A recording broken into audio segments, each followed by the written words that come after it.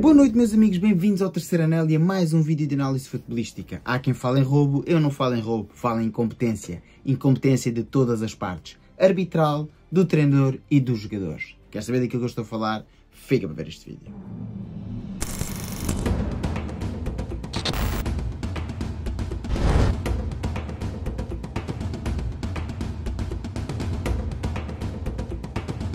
Pois é, meus amigos, o nosso Benfica jogava em casa para a 29ª jornada diante do modesto Aroca, que ocupava a 13ª posição do campeonato.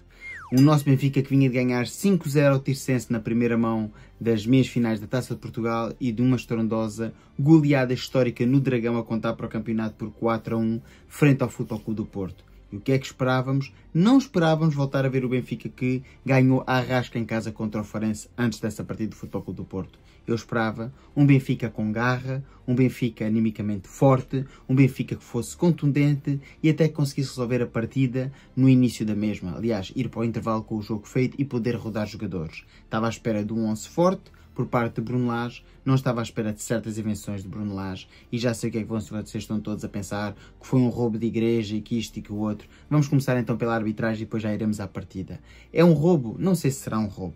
O lance do penalti, na minha opinião, como é evidente, não é penalti. O jogador desliza muito antes do Jason tentar fazer a finta. O Jason vê que Otamendi já está completamente deitado no chão à sua frente, mete a bola para o lado e salta com as duas pernas. Assim ele salta com as duas pernas e consegue-se ver perfeitamente nas repetições que ele usa os dois pés para saltar ao mesmo tempo. Ninguém que sofre um impacto salta com os dois pés, sofre com o impacto e cai. Ele salta com os dois pés, encalha no Otamendi e claramente ele é que força o contacto. O futebol é um desporto de contacto e aqui, na minha opinião, o VAR muito bem se chamou o Sr. António Nobre, que decidiu emperoar-se, achar-se assim um campeão e dizer para todo o mundo ouvir que o jogador número 30 tinha rasteirado com a cabeça o jogador do Aroca. Pois é, sim, poderá ter conseguido aquilo que queria, que foi marcar um penalti contra o Benfica, mas vai ficar para sempre recordado na história como o palhaço, porque é isso que ele é, um palhaço que marca um penalti desta magnitude, porque não há outro nome a chamar este senhor. Pois é assim, é o que ele é alvo hoje, é a chacota de rir de toda a gente. Até o jornal O Jogo, que é claramente marcadamente portista, no tribunal unânime diz que, como é evidente, não há penalti contra o Benfica e todos os analistas e ex-árbitros são unânimes a dizer que o Sr. António Nobre está errado. Por isso ele queria fazer o mundo do futebol rir, como bom palhaço que é, assim o conseguiu. Mas enfim, vamos agora ver então as vicissitudes da partida e já voltaremos no fim a analisar um pouco aqui a atuação, quer de Bruno Lage, quer dos jogadores do Benfica, porque eu acho que a culpa não pode morrer sozinha, não foi apenas o Sr. António Nobre e há muita culpa por parte do nosso Benfica. Ora, o Aroca apresentou-se então no pleno estado da luz, orientado por Vasco Seabra e num 4-2-3-1. E sem destacar aqui nenhum grande jogador, a ideia do Aroca era, como é evidente, obter alguns pontos. Já Bruno Lage voltou a alinhar o seu Benfica em 4-3-3 e apostando assim no seu 11 mais forte. Mas aqui, na minha opinião, pelo menos com um grande erro e outro que podia ter sido evitado. E é assim, meus amigos, o que dizer então do 11? Eu ontem já tinha dito na antevisão da partida, atenção, uma coisa é a qualidade individual dos jogadores que estão no 11, e aliás, quando fiz o short de análise do 11, disse que o meu prognóstico era 4-0 para o Benfica, ou seja, não desconfio do 11. O que não gosto aqui de ver é, uma vez mais, Tomás Araújo a jogar à direita, um jogador que se encontra limitado fisicamente e que para já nem sequer é um lateral de raiz, e eu acho que há jogadores no plantel que podem fazer essa valência com muito melhor qualidade. E é um facto que nos dois golos, aliás, no lance do possível penalti, que já falámos que não é penalti, e no lance do segundo golo, na minha opinião, Tomás Araújo fica mal na fotografia. Agora, a culpa é toda do jogador? Não. É em parte do jogador, como é evidente, pois é ele que está em campo e é ele que está desposicionado nas duas jogadas, na minha opinião, mas também é culpa de quem o pôs lá, que é um põe a jogar numa demarcação que não é sua e, para além disso, um jogador que está muito limitado fisicamente, que ontem via-se perfeitamente não conseguia fazer piques de sprint e não conseguia recuperar a tempo na maior parte das jogadas. E aqui o culpado, na minha opinião, é Bruno Lage. O outro risco, como eu disse no short, era a colocação de Florentino, uma vez que o mesmo vice-amarelo ficaria assim impedido de jogar a próxima partida, uma partida importantíssima. Graças a Deus não viu e vai poder jogar. Mas enfim, vamos então ver as vicissitudes do jogo e já voltaremos à análise individual da equipa do Benfica e do nosso treinador. Ora, o Benfica começou muito bem a partida e podia ter inaugurado o marcador logo ao quarto de hora, com duas ocasiões de Pavlidis. A primeira num canto com bom cabeceamento, permitindo a defesa do guarda-redes visitante, e a segunda com uma emenda que não chegou. Uma vez mais, aos 37 minutos, foi a vez de Pavlidis, com uma jogada quase maradoniana dentro da área, desenvencilhar-se de toda a gente e com um bom remate em parábola, ver a bola embater com estrondo na base do poste esquerdo da baliza de Mantel. Ora, e chegado então ao intervalo, tínhamos as seguintes estatísticas. O Benfica dominava a partida com 65% de posse de bola, tinha 21 ações na área adversária contra apenas uma do Aroca, tendo efetuado 15 remates contra 2 da equipa visitante, mas apenas 3 contra 1 nos remates enquadrados. E é assim, meus amigos, é um facto que há aqui estas situações que eu mostrei aqui atrás, que para mim são as mais claras de golo. O remate do Aroca eu nem considero um remate à baliza, uma vez que é um remate que a Turbin acaba por defender, mas a bola ia para fora. Mas sinceramente o Benfica dominava o jogo, o Benfica dominava os ritmos do jogo e parecia que mais ou menos tinha o controle assegurado. Mas não marcar quando se pode em casa contra um adversário, na minha opinião, tão humilde, acaba por se pagar caro. Já vimos vários jogos complicarem-se este ano no Estádio da Luz por esta ineficácia do Benfica conseguir fechar os jogos na primeira parte. Não é que não tenha criado ocasiões, não é que tenha jogado mau futebol, não criou muitas, é verdade, criou muitas jogadas ofensivas, mas poucas de realmente contundência ofensiva e dentro da área o Benfica não teve assim grandes situações. As mais claras foram estas e o Benfica tinha a obrigação de ter ido para o intervalo pelo menos a ganhar por 1-0. No entanto, foi a equipa do Aroca a primeira a criar perigo na segunda parte, logo a passagem do primeiro minuto, e Elsin na direita com um forte pontapé a obrigar assim Turbin a aplicar-se. Ora, 5 minutos depois, novamente o Aroca, mas desta vez por Treza, com um remate de cerca de 25 metros com muita potência, volta a ver então Turbin desviar a bola para canto. Mas a resposta do Benfica chegaria aos 59 minutos e sob a forma de gol. Numa boa jogada de Álvaro Carreras pela esquerda, o mesmo faz uma incursão para a área e deixa a bola na entrada da mesma para Astens. Este com um toque deixa a bola a jeito para Coxu, que com um grande remate indefensável para Mantel, estabelecia assim 1-0 na partida. E 2 minutos envolvidos o Benfica podia ter aumentado a vantagem, primeiro com este remate a Aktürkoğlu e depois com esta forma ineficaz e eficiente de finalizar Di Maria. E aos 68 minutos chegaria o lance polémico da partida, um carrinho feito dentro da área por Otamendi. Jason vê a situação e aproveita-se, salta embatendo com o jogador do Benfica. Assim sendo, cai dentro da área e o árbitro António Nobre, após o visionamento das imagens do VAR, decide manter a decisão inicial, a da marcação do penalti. Desta vez Yalcin não falhou e estabeleceu o empate no marcador. Mas foi preciso apenas esperar 10 minutos para ver a resposta do Benfica e novamente sob a forma de gol. Num excelente cruzamento da ala esquerda de Coxu ao segundo poste, Pavlidis isola-se e de cabeça estabelecia assim o 2-1 na partida.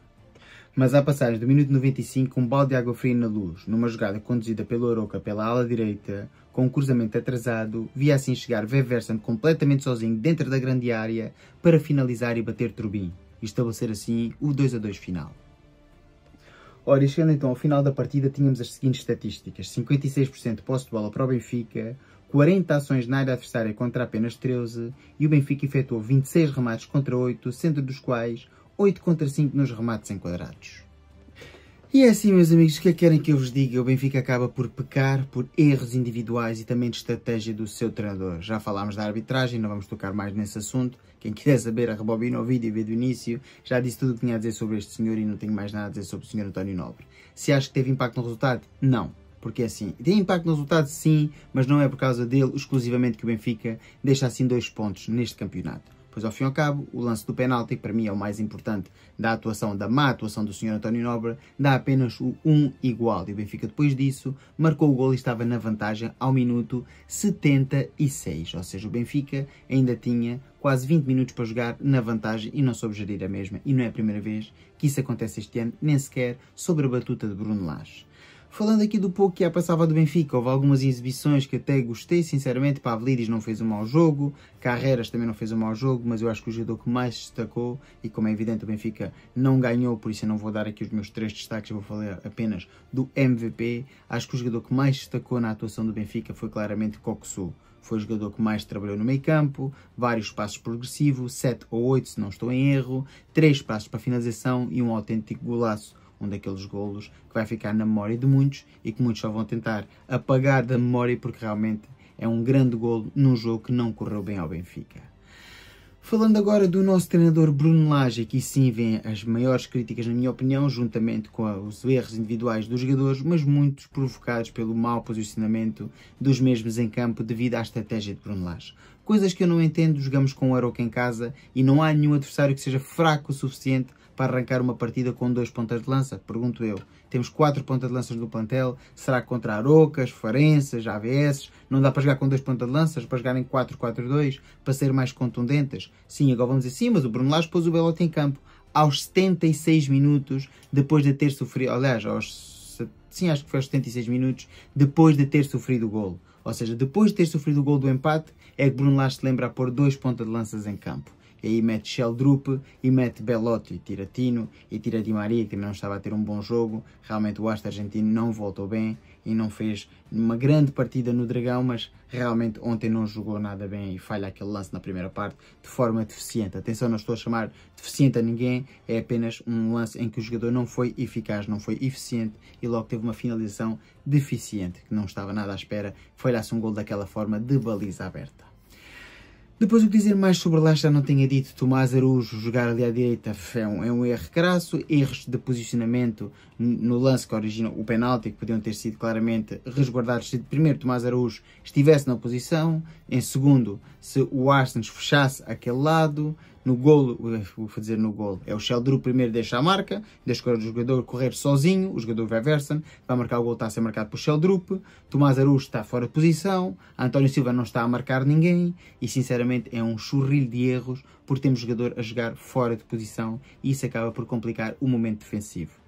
E também o que dizer da substituição mágica de Bruno Lage depois de sofrer o 2-2, mete Arthur Cabral, faltando 1 ou 2 minutos para jogar e tenta assim o golo da salvação. Sinceramente, isto não é a forma de sermos campeões. Não podemos ser campeões aos repelões e esperando sempre que seja o adversário a falhar. Conseguimos ganhar com muito mérito no Dragão. Tínhamos assim uma vantagem importante até porque o Sporting escorregou com o Sporting Braga e agora deitámos tudo por terra, voltamos à estaca zero, continuamos a depender só de nós, mas estamos em igualdade pontual, mas em segundo lugar por gol, average. E teremos que ganhar ao Sporting no Estádio da Luz, se quisermos sermos campeões, pois ao fim e ao cabo não estou a ver o Benfica ser campeão de outra forma, a não ser ganhar ao Sporting em pleno Estádio da Luz. Não só por obter os 3 pontos, que não sei se até lá teremos os mesmos pontos que o Sporting, se continuarmos a escorregar desta maneira, mas pelo menos para ganharmos assim no gol average, ou seja, no gol entre as duas equipas.